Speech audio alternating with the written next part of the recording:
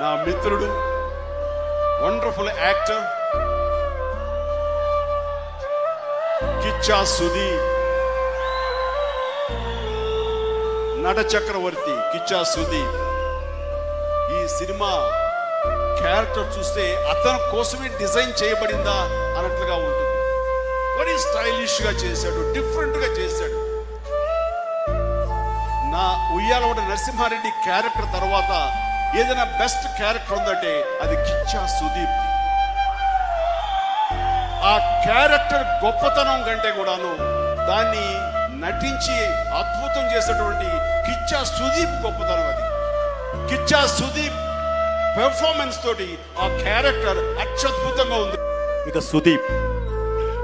సుదీప్ గారి విషయానికి వస్తే, ఇందాకే చెప్పారు పాన్ ఇండియా స్టార్ అని చెప్పి. తను తన లాంగ్వేజ్లోనే కాదండి, తన భాషలోనే కాదు, తన రాష్ట్రంలోనే కాదు, దేశంలో ఏ రాష్ట్రంలో అడుగుపెట్టినా, ఏ లాంగ్వేజ్లో నటించినా అక్కడ ప్రజల మనసు పరిపూర్ణంగా చూరగొన్న మంచి ఆర్టిస్ట్ సుదీప్ గారు.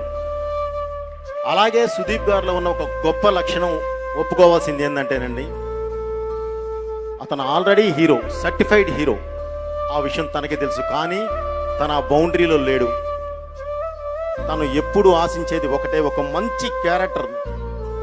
అది ఏ స్టేట్ వాళ్ళు పిలిచినా సరే ఒక మంచి క్యారెక్టర్ వచ్చింది అని అంటే ఆ రాష్ట్రానికి వెళతాడు, నటిస్తాడు, ఆ క్యారెక్టర్కి న్యాయం చేసి వెనక్కి వస్తాడు.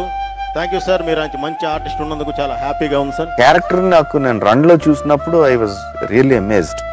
తన యాంటిక్స్ కానీ, తను చేసిన పర్ఫార్మెన్స్ కానీ, తను చూపిస్తున్న సటిలిటీస్ కానీ, in front of Amitabh Bachchan అదంతా చేయడం, ఈజ్ అ బిగ్ యాక్టర్ అనిపించింది.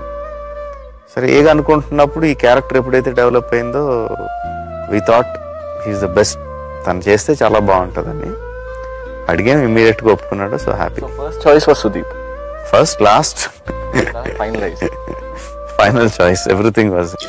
அந்த படம் ரிலீஸ் ஆனப்போ நான் அவ்வளோ ஈஸியாக ஒரு பெர்ஃபார்மன்ஸ் பார்த்துட்டு ஃபோன் பண்ணி நான் பேச மாட்டேன் ஒருத்தர்கிட்ட. நான் சுதீப் சார் நம்பர் தேடி பிடிச்சி ஃபோன் பண்ணி நான் பேசினேன். ஞாபகம் இருக்கான்னு எனக்கு தெரியல. ஃபோன் பண்ணி பேசினேன். எனக்கு அவ்வளோ தூரம் பிடிச்சிருந்தது. அது முக்கியம் இல்லை, பாலுமகேந்திரா சார் என்கிட்ட சொன்னார், இந்த பெர்ஃபார்மன்ஸ் வந்து சாதாரண ஒரு பெர்ஃபார்மன்ஸ் கிடையாது. இந்த வருஷத்துக்கான நேஷனல் அவார்ட் ஜூரியில் நான் இருந்தா சுதீப் தான் பெஸ்ட் ஆக்டர்.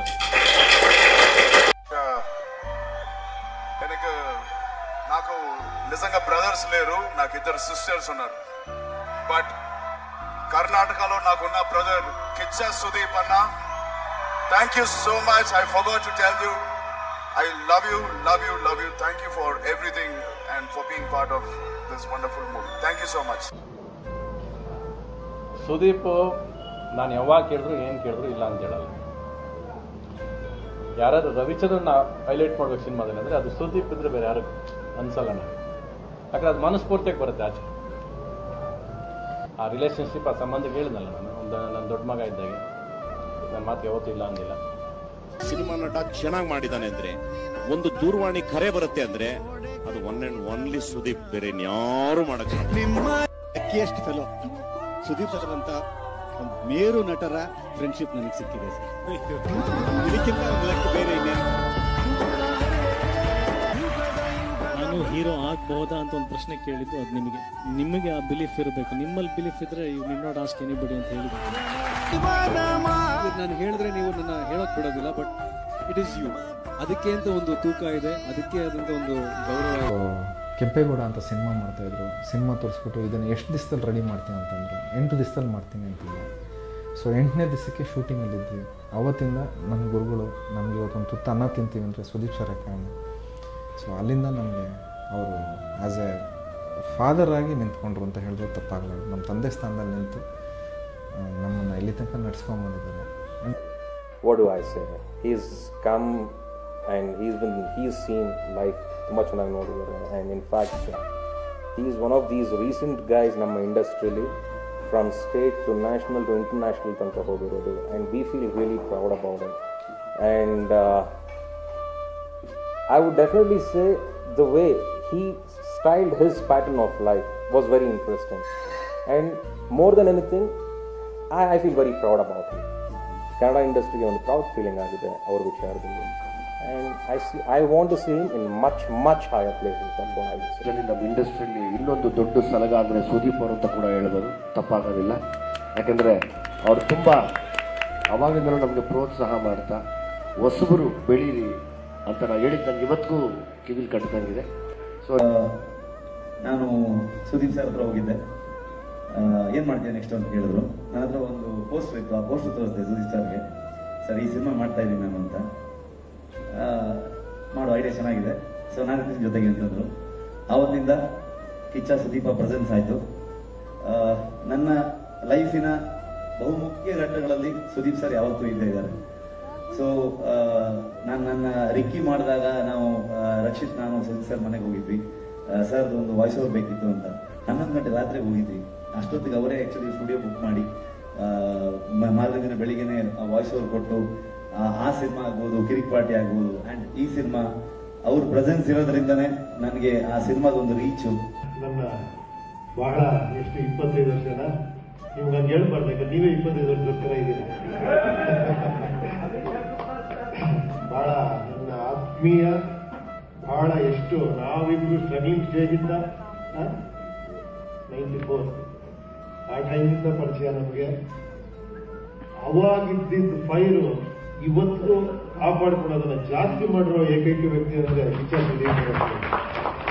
ಅವಾಗ ನೋಡ್ತಾ ಇದ್ದೆ ನಾನು ಅವ್ರ ಫೈಲ್ನ. ಏನೋ ಹೈಲ್ಯಾಂಡ್ಸ್ ಹೋಟೆಲ್ ಬಂದು ಫಸ್ಟ್ ಒಂದ್ಸತಿ ಬೀಟ್ ಮಾಡಿದ್ರು, ಏರ್ ಫಿಲಮ್ ನೋಡ್ಕೊಂಡ್ಬಂದು ಅವ್ರ ರಿಯಾಕ್ಷನ್ ಇವತ್ತು ನಾನು ಮರೆಯಲ್ಲ.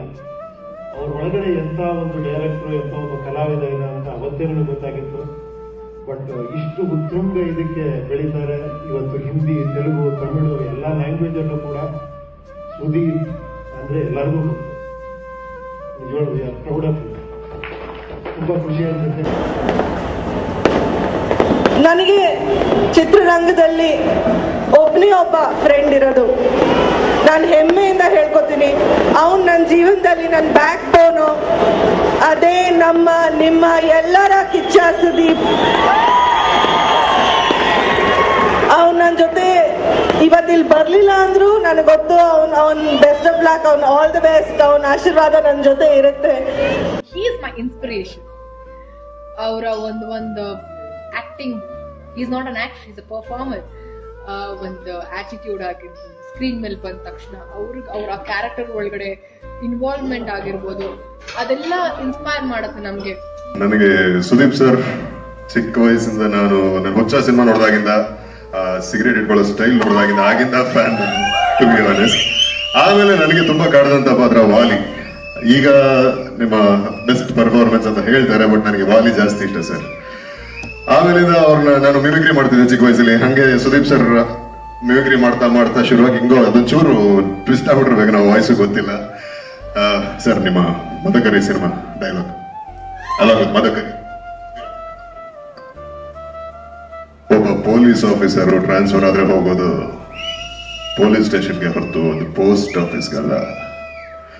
ಮದಕರಿ